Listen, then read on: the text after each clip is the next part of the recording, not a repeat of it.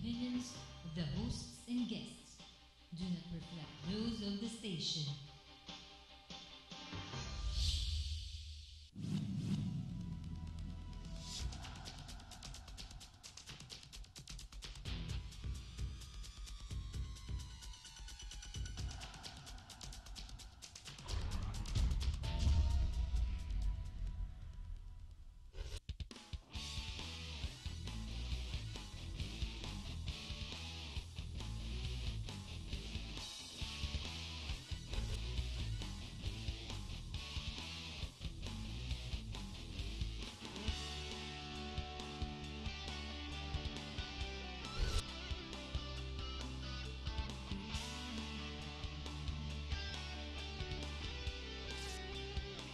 You are what you watch.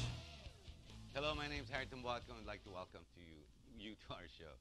There are so many issues coming along now the last few days, the past few weeks, be it for the Sabah crisis or the elections that are well on their way and all this paraphernalia coming out, and of course the COMELEC itself.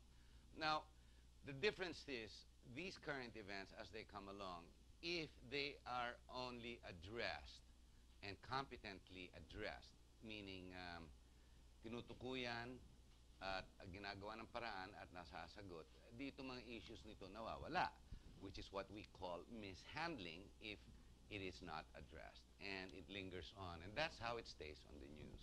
Now, one of the things that go on, that has been going on for over a month, almost 2 months, if not even a year, is the persistent cries of many of the COMELEC or election watchdogs. Not because they're trying to make a buck out of it, because there's no money really to be made, but what we call nation building. Now, the elections is a very big part of this country. I am saddened when I watch on broadcast TV how they trivialize the election, the candidates, and the debates that happen. You know, with ati-atihan drums and people screaming, I don't understand that. Politics is serious business. Politics is serious because you're talking about nation building. Politics and the politicians themselves have to be serious people and should not be taken lightly. And people who vote them should think of it properly and find out who it is best to represent them. Tandaan niyo po, ang politiko, simple lang yan eh, para mga class beadle natin yan, ng mga presidente, binoboto natin sa student council, para gumaan at maayos yung takbuhin sa eskwelahan or kaanuman. In one barkada, for example, sa isang barkada, magsama-sama kayo, may isa parate na mas bida-bida eh. Normally, that's what you call the local leader. In our case, the democracy that we have, we vote people to come in front of us, to represent our voice, not for them to be independent on their own, to be drunk with authority, to stay the authority over years and decades, and to become rich and powerful, to alienate themselves from the people who actually give him the power. Politics is serious business. It is not entertainment. And the minute it is relegated to entertainment is when the politics is actually lost. And should we lose that, we are losing our sense of what you call civility. Ang tawag po dyan, the art of civility is actually proper politics, and given the right issues, and you address it properly, then we have right leaders, and then we can start nation building. In this topic, in this show, I'd like to center exactly on that one nagging issue called the COMELEC. While they have come out on TV and media, the radio and whatnot, with a very strong voice of the commissioner himself, I mean, I didn't realize James Jimenez has taken a back seat being the spokesperson, but mismo si Commissioner Brillantes taking the lead, going around, doing all the TV shows, talking. Hindi ka ba nagtataka? Pinag-uusapan po natin dito is IT or new digital technology. Pero ang nagpipresenta, abogado. Hindi naman to courtroom, ano? And seeming the color of his hair, which is the same like mine, I doubt he's very savvy when it comes to the ways of what we call software and all of that. It's hard enough for us to understand. Pero ang software puro sa atin, parang Windows, operating systems, ganun po yan sa mga computer natin eh. It becomes much more complicated when it comes to the election type of machines, and we do require competence and expertise.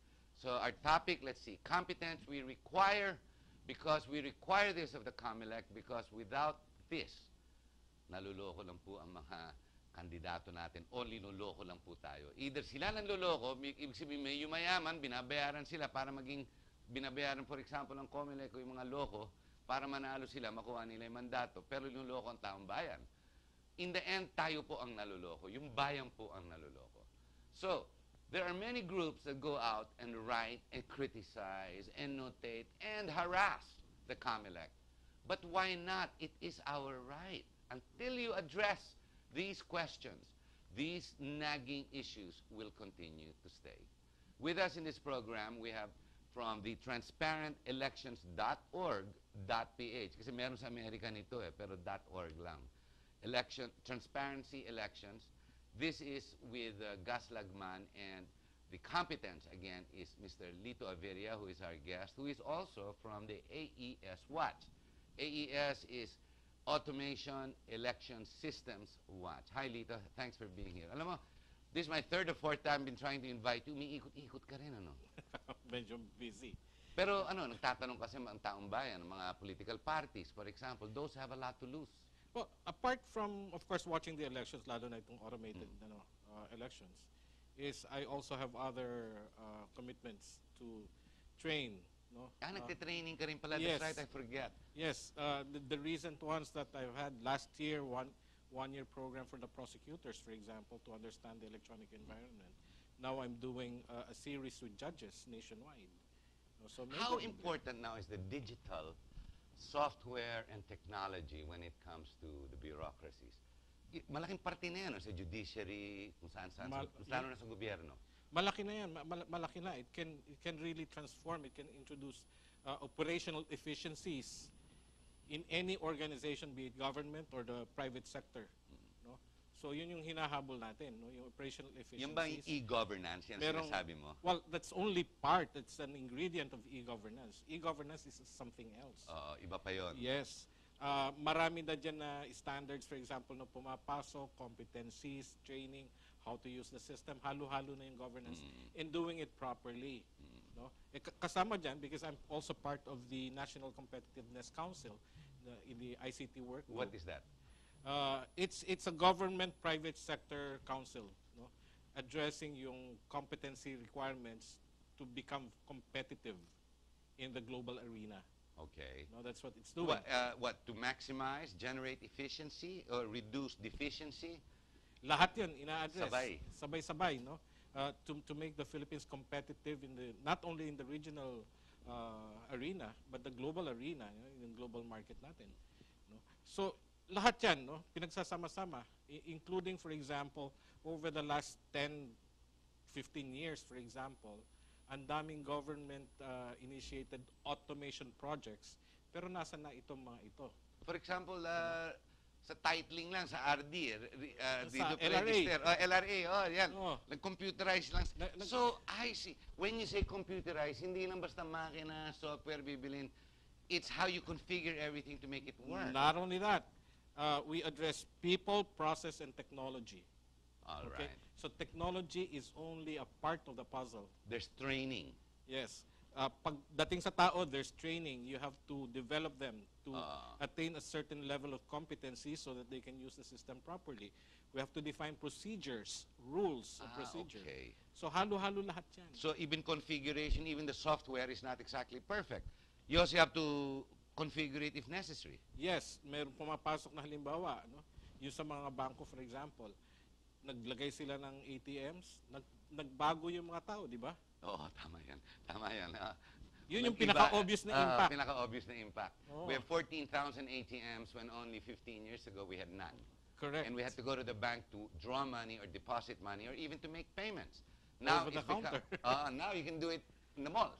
In the malls. In the malls. And so it's the that same kind of thing. transaction has now extended over the internet.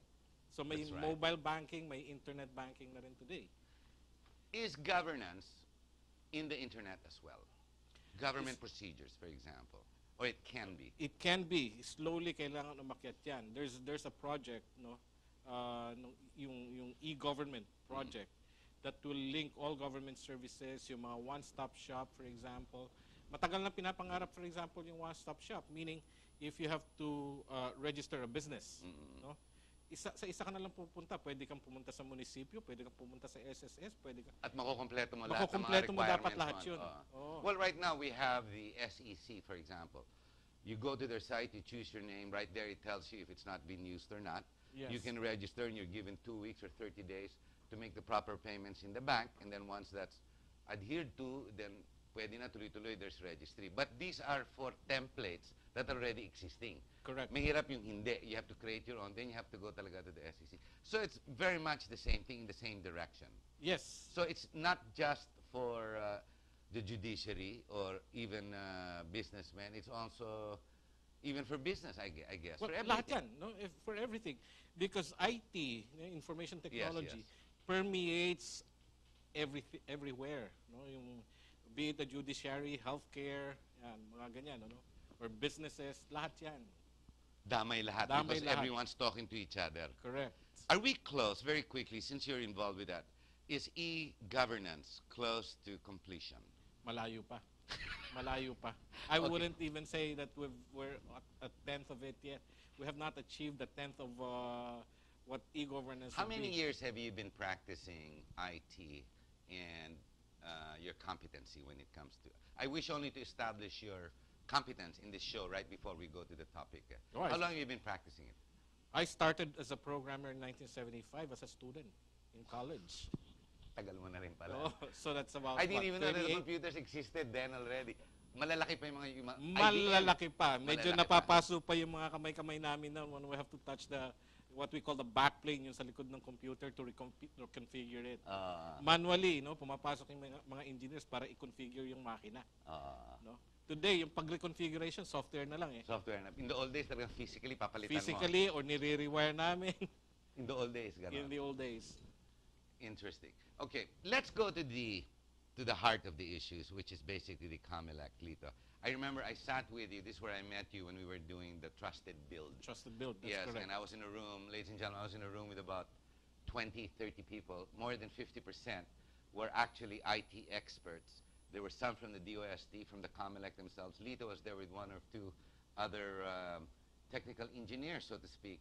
And there were a lot of politicians. And then there was also the broadcast people. So you can imagine, half the people didn't know what we were doing. Like, I kept listening to Lito. Ano nangyayari nga? Ano nangyayari nga? And I went on behalf of Kapatiran, who asked our party to come and together with AES Watch so we could be involved with exactly what's going on with the COMELEC. Lito, where are we? Let me start this out. Nasaan na tayo ngayon pagdating sa COMELEC at dating dito sa automation ng COMELEC? Tawag dito Smartmatic. Kasi malapit na ang eleksyon. You're talking 50 days, 60 days. Yes. Okay. Nasaan na tayo? Because mukhang may mga aberya. Di ba? 3 weeks ago, 4 weeks ago, nag-mock elections, bumagsak. And then ayaw na ni Brillantes. Nagalit ngayon si Brillantes. Pinagsisigaw, ginawang personal ang AES, Senpeg, ang Philippine Computer Society, tsaka mga independent editorialists, di ba nga lumabas? Yes. Talagang napikon eh. Kung ano sinasabi niya sa internet na eh. Yung sinasabi nilang isang balota na sumabit doon sa UP, pinalaki daw ng media. Oo. When in fact, PPCRV itself, this is the Parish Pastoral Yes, Council, yes. Council for Responsible Voting, di ba? Yes. If you look at their Si website, Gorio doon, si Goyo, Goyo, tsaka si Larrazabal. Ambassador. Yes. Yes. No? Kung titingnan mo yung report nila, posted on their website, sabi niya, rampant ballot jamming. Hindi lang isa, Hindi lang kumbaga. isa. So in other words, okay, it did not pass. Maraming problema. And yet, nagalit siya at ayaw niya na mag-mock election uli. Well, it goes to the preparation, no, Okay. of conducting. In any automation, okay, we go through a series of tests and validation and test cycles just to make sure that the systems work properly. Redundant testing. Yes. Continuous. We have redundant testing, we have stress testing, we have what we call recursive testing, ang daming klase. Bakit? Why does it require that many tests? Will you trust your ATM if it did not go through a... Wala pera mo. Tama nga naman, ano? Diba? Bago mo ilabas sa taong bayan, baka kaya lukohin lang yan, magkamali. Correct. So glitches, kumbaga. Oo. Ngayon, again, it goes to the preparations, no? And we're no better off today Then we were in 2010. than we were in 2010. Kasi nga, the same problems that occurred in 2010 were reported and observed In the MAC. and the MAC. Pareho pa rin, no? Bakit kayo pinagagalitan ni Commissioner Brillante? Sinasabi niya, sinasabutahin niyo daw yung eleksyon. Those are his very words. Well, I mean, do you have yeah. anything to gain or lose? I don't understand this part because I tried to look at AS, the Senpeg. They're not running for commissioners. They're not in the COMELEC. They're not even candidates. well, not at You're all. not no? even suppliers. We're just concerned citizens of the Republic, and what we're after is proper implementation or installation of an automated system for the elections, following what is dictated by law. And What drives you all? Nation That's it. building. Siguro nga yun, no? I've also been an AMFRO volunteer, for example, so yung spirit ng volunteerism din nandyan. No, but you are here not just because of a volunteer. There's an expertise that is required, and that's where you come in and the other groups that have been coming in. That's correct, yes. Kasi nga, kakaiba tong eleksyon na to. Hindi katulad ng eleksyon natin nung araw na papel, susulat mo, babasahin ng BEI, and then they tally the votes, di ba? Yung mga taras-taras, you have a tally sheet pasted on the board. Yung mga At least ganun. nakikita mo kung sino binoto mo. Totoo, binoto ko yan, ay lumabas yun. Nakikita Correct. ko. And Wala that- na ngayon eh. Oh, and that goes into the legal issue, no, of transparency as required under BP 881. Dapat nakikita ng taong bayan yung bilangan. Pero pumasa na ito, 2010, ganun na naging... Para kang pumasok ng Araneta Coliseum, hindi ka pinapasok, nasa labas ka, yung Ateneo Lasal, naglaro sa labas, tapos sasabihin lang sa'yo, natalo Ateneo, nanalo Lasal, o kung ano man, tapos sa labas ka. That's exactly how former Commissioner Lagman described it. No? I took it from his words. Okay. So, ganun nga, no? Hindi natin alam kung ano nangyayari doon sa sistema. Okay? Not unlike nga, I mean, pag nag-withdraw ka halimbawa ng pera mo via the ATM, di ba binibilang mo rin? O, hindi mo pwede kukunin, lakad ka na. Oo, Isa-isahin mo binibilang muna. mo rin yung ano. Bago mo bitawan yung ganun ATM. din sana tayo doon sa automated elections, of which we were not given the privilege to do so. Kasi yung isang feature, for example, na tinatawag na voter verified paper audit trail, eh hindi inilagay doon sa sistema or dinisable nila. Why did they disable it? I don't understand. That's what gas... Alam mo, tinitira din si Mr. Lagman, ni Commissioner Brillante. Yes. Sabi niya, andi dito siya for 90 days. Ba't di niya ginawa? Or 6 months, ilang buwan, whatever. 10 months. 10 months. Narito siya, ba't di niya linabas yan? Yung Ah. sinasabi ni Brillante. Baliktad. Baliktad. Nilabas niya. Baliktad, yes. And that was being discussed. I'm quite aware that the issues were being discussed at the Anbank because sometimes he would consult with me in preparation for certain issues to be discussed Anbank. Although, of course, I never attended the Anbank sessions, no? Siyempre, commissioner lang. So mga commissioners lang yon. At saka yung mga chief of staff nila nandun. So sometimes they would consult with, the Commissioner Lagman would consult with me, no, on what issues. But, Lito, anong kompetensya ng mga abogado para pag-usapan ang isang issue ng automation? Hindi naman procedure legal to ang pinag-uusapan, hindi naman law ito eh. Ang pinag-uusapan dito, sistema, very highly technical. Correct me if I'm wrong. Bakit sila nagdito? What can they discuss? What law it's coming out of? Di ba? Technical. Correct me if I'm wrong. Yes, I have high regards to lawyers. Okay, You because do? I've got lawyer friends. I've got a Alright, lot of alright. them. Okay, and a lot of them actually are IT literate. Not only IT literate, they practice IT. Oh, okay. Okay, these are what we call technology lawyers. Meron na palang Okay. ganun ah. Yes. Okay, okay. So may technology law na kasi. But nobody in the COMELEC, Exactly my point. This is my... Yeah, not Gus, one of okay. them. Si Gus background niya, may competence na rin siya. But I don't understand, bakit siya pa ang tinanggal? Well, I know why tinanggal siya and really just doesn't like him, period. But why didn't they replace him with other competence, another competence of the same nature, of the same value? wala akong sagot dyan kung bakit, no? But yun nga yung tinutulak namin, na sana at least one sa kanila may competency sa IT. Kasi nga, look, as election managers, dalawang role ng COMELEC. As an election manager, Correct. okay, and the second role is an adjudicator. Tama nga. Diba? Tama Hatiin ka, tama. natin. Hatiin natin Well yun. placed. Okay? Doon sa election management, okay, pwede mong i-automate yan. Tama. Okay? Doon sa adjudication, puro papeles yan. At buladas. Ma-automate mo yung pagpalit-palit ng mga papel. Okay? But come decision time and when you debate a certain issues or certain points in a particular case, That's all the human mind working. All right. Okay? But when it comes to election management and running elections, of course you can use IT as a tool. Which it's supposed to because under the law, automated election nga. But Correct. Gus is always professed na dapat yun, keep it manual, makita ng taong bayan for transparency, particularly. Yes. Para makita mo ito, binoto ko, ilang kami bumoto. So in my town, alam namin, nanalo siya o natalo siya. And then from there, only to automate the transfer of the assessment or the results. The results. Actually, I wrote a paper on the transparency of the automated elections. There is really none. No automated system will ever be transparent. Ah, really? Yes. Hindi mo nakikita kung paano nangyayari. Even if we had been given the privilege of really checking into the source code, that is not enough measure of transparency in an automated system. So in that paper that I wrote, no, it was published by CENTEG, I wrote about transparency in the automated systems. And I said, nung una, sabi ko, pwede bang automated, pwede bang transparent yun?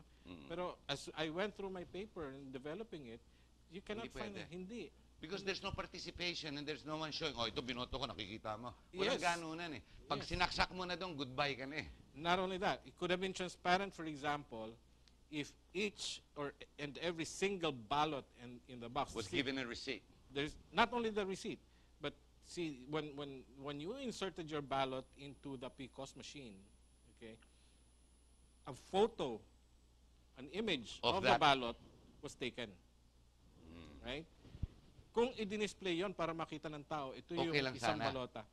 Pwede na sana. Okay? But then that would have slowed down the process of counting. Correct. Okay. But what's, Kasi okay, we're in a I- rush. We're always in a rush. Yun ang sinabi nila. Oh, kasi ang goal niyan is transparency, accuracy, speed. Accuracy, speed, yes. Okay? Speed should have been the last in the priority Priorities. list. Yun ang Okay. inuna. Iyon ang inuna. Okay? Yung transparency nawala. Yung accuracy, hindi natin alam paano ma-measure yan. We all know that the RMA report in 2010 was below the standard set by COMELEC itself. At 99.95. 995. 995. Okay. Yeah. We're at the bottom of the hour. We're going to have to take a short break. Ladies and gentlemen, when we come back, we're going to go into the technical issues because we have the competence right here in the studio. We'll go into what we call the source codes, the RF cards, all these issues, the worm that was explained by Dr. Asurin 2-3 weeks ago on this show. We'll talk of the technicalities and the problems of what awaits us on May 12th. You'd be surprised. Is there a conspiracy? Pwede kaya? But then again, what for? Money. Because the candidates are corrupt. They will buy off people who know how to corrupt the system. So sirain natin yung sistema para pwede nating ibenta. Napakasyalo naman because I'm sure the president is part of this, miski pa paano, because he's the one who puts these competent people there called lawyers to do a job. Alam mo, para kang kumuha inhinero to do medical work on an operation on a man. No? Parang it doesn't work. Hindi bagay. But let's find out. Is there conspiracy? Is there reason in the madness? Is there reason why this nagging issue does not go away? Stay with us. We'll get down to it.